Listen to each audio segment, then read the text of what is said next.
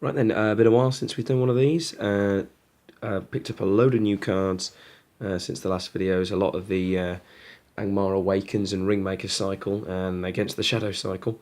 And really wanted to give a Secrecy deck a go. So originally tried to knock one up with Gladriel, but still can't get my hands on Celebrimbor's Secret.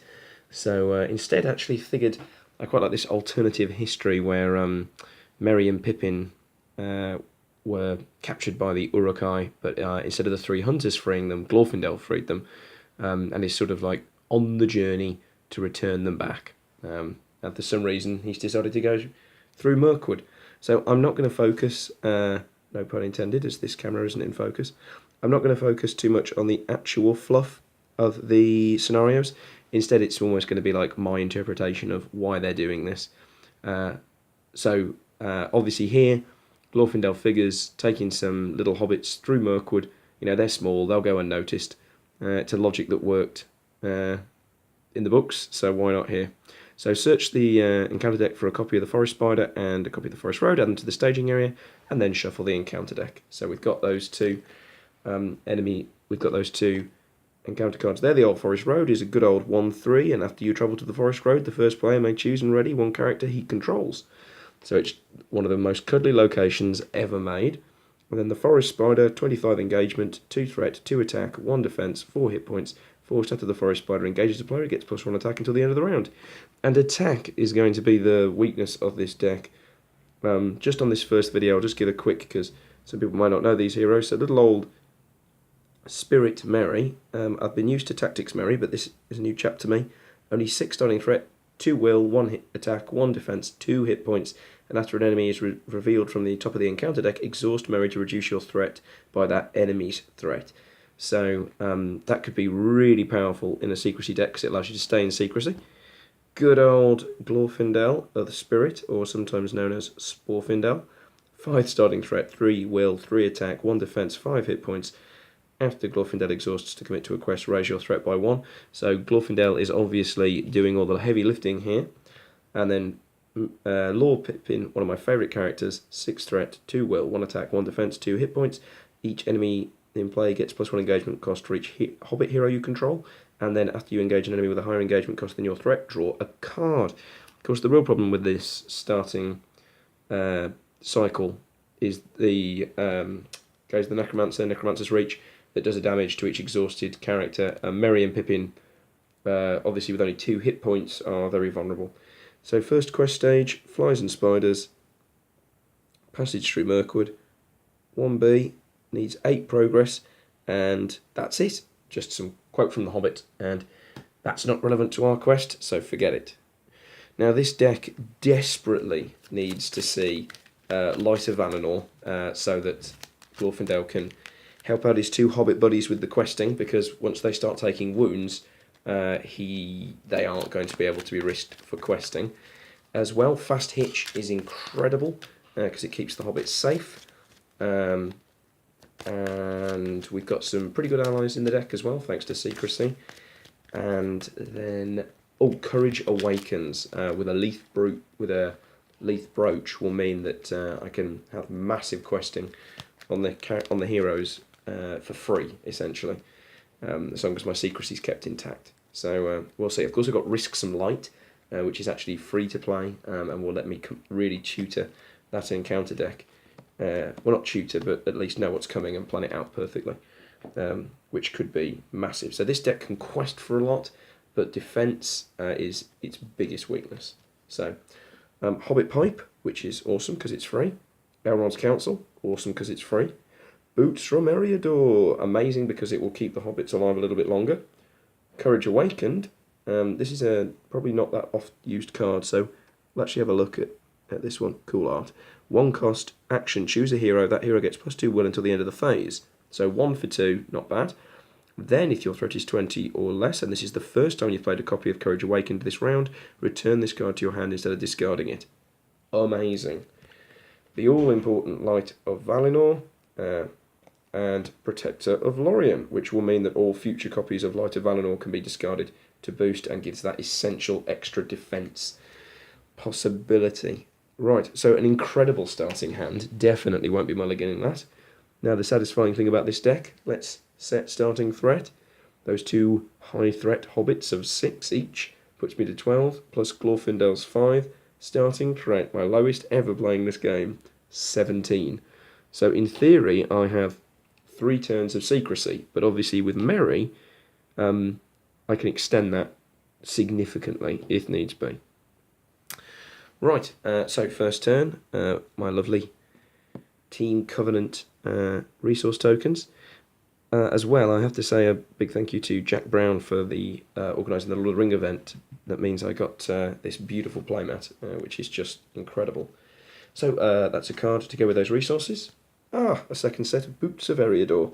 That's great. So now we started off and Glorfindel's given them some sturdy boots. So there is going to be a lot of cards played from hand right now. Right then, so let's put a Hobbit Pipe onto Merry. What I'm going to do most of the time, all my characters will probably be questing, so I'll just pop them up here. Right then, so a Hobbit Pipe onto Merry, some Boots of Eriador onto Merry, some Boots of Eriador onto Pippin, Light of Valinor onto Glorfindel.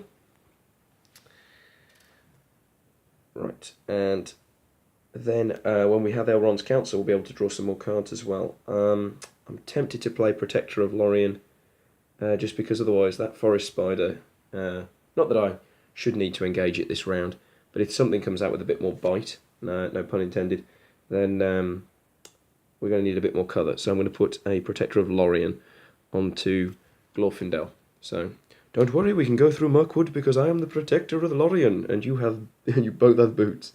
I'm not sure that lighting up in the middle of a forest is a great idea, but if only we had Sparky the Bear, I think that chap is. So, questing now. So we're into the quest phase. So, let's get these timings correct. I'm going to play Elrond's Council right now to give Glorfindel +1 quest. Lower my threat by 3. So we're down to 14 threat now, and exhaust Hobbit Pipe because my threat has been lowered by a card effect, an event card effect, which lets me draw a card, which is a second copy of Courage Awakened, which is very good because now we've got 2 in hand. Can't really play 2 in the same turn without discarding one, so the other one can be effectively discarded for Protector of Lorien if needs be. So questing. We're going to be very ambitious, and everyone's going. Obviously, Glorfindel does not exhaust to do so, because I can always go to the Old Forest Road to ready a Hobbit if I need one. So, 1 card off the top of the encounter deck. Here comes Ungoliant Spawn to ruin my amazing first game. One of the only enemy in this deck, I think, that will engage me. And it's actually, a pretty significant enemy. So the East Bite Patrol, it has Goblin Orc, so he's managing to do 2 things at once. So that is 5 from enemies, 6 from the location in terms of threat, and I quest for 3, 4, 5, 6, 7, plus 1 from Elrond's Council. So I'm currently 8 versus the 6 in the area. Now I can play Courage Awakened to give myself +2 and get it back into my hand, but I really want to keep the resource because I feel like, although actually realistically I'm only going to be drawing 1 card. Oh, someone's come to the door. Unfortunately that wasn't unexpected courage, that was an unexpected delivery. I figure like I'm probably going to be running low on cards, so you know what, let's have some Courage Awakened. So I spend 1 from Glorfindel to give me +2 quest, so that takes me up to 10 quest versus 6 there, that's 4 progress. Right. And that goes into the discard pile, and Courage Awakened goes back into my hand. Right, so we're going to have to fight this East Bite Patrol. This is going to be no easy cookie to beat. Unfortunately, the readying effect doesn't really give me very much. I feel like we might have to really risk something here. This is... What a scary enemy, and yet compared to what comes in the later cycles, it's nothing. Because I could take it. Oh no, this is so bad. I might have to take this undefended on Glorfindel. Right, we're going to go to the Old Forest Road just to reduce the threat. Let's ready Merry.